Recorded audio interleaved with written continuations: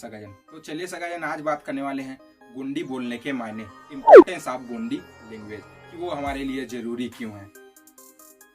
और ये रेफरेंस लिया गया है गोंडी पल्लो करियाट से, जिनके लेखक है तिरुमाल एल.आर. वट्टी, और ये संपादकीय है जिसको लिखा है डॉक्टर हरीश मरकाम ने,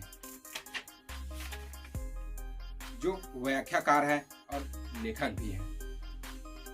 तो चलिए सगाजन शुरू करते हैं गोंडी बोलने के मायने। वर्तमान में भाषा जो है वो युद्ध का विषय बन गया है।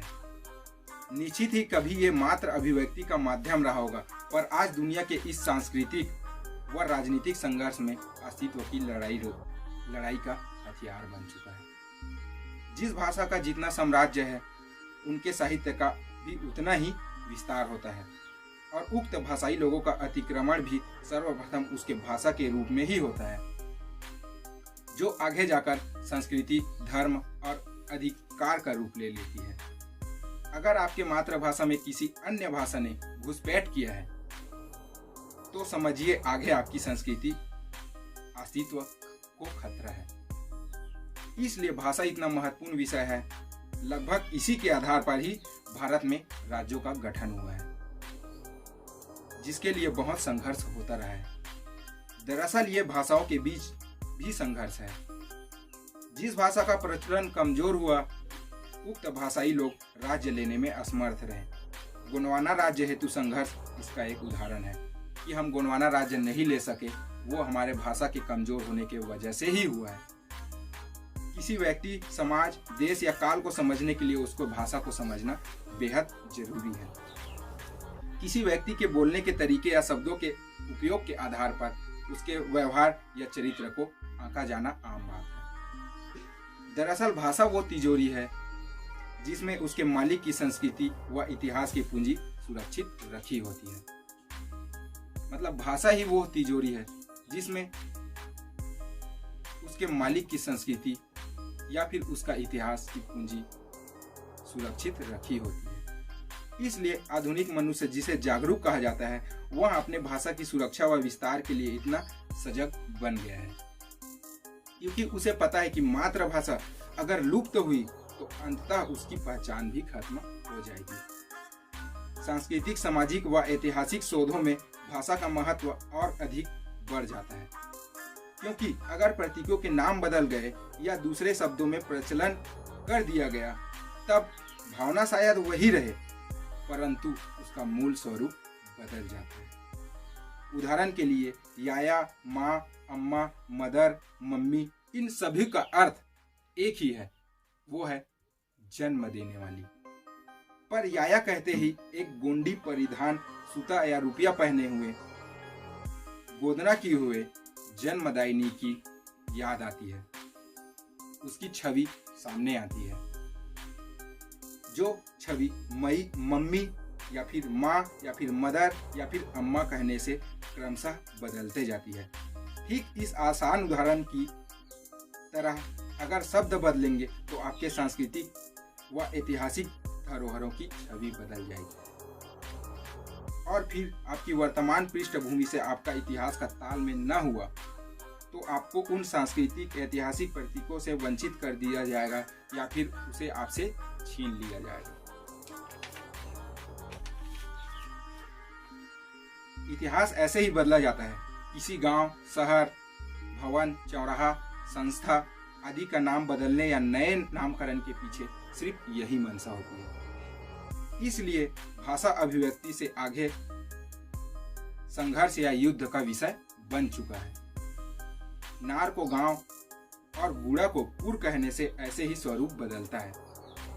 नार में पारंपरिक सांस्कृतिक व्यवस्था गाता, पेरमा, मांझी, वड्डे, सिरहा, कोटवार और पटेल होते हैं, और जब नार गांव में बदल जाता है तो वह व्यवस्था भी बदल जाती है। जैसे पेन नार से देवगांव, कोंडा नार से कोंडागांव, जगतू बूढ़ा से जगदलपुर, सुअर व हाथी टोटम चिन्ह धारक राजाओं का कोट अर्थात सुरगुजा से सरगुजा हो गया है। अमूरकोट से आज अमरकंटक हो गया है। कोया पिलांग संगम से कपिला संगम हो गया है। कोयम्बटूर से अर्थात कोयावंशियों का स्थल से आज वो कोयम्बटूर हो गया है। कोयानार, जहाँ पे कोणार्क का बड़ा वाला मंदिर है, कोयानार उसे पहले कहा जाता था, जिसे आज कोणार्क कहते हैं। स्थान वही है पर स्वरूप बदल गया है।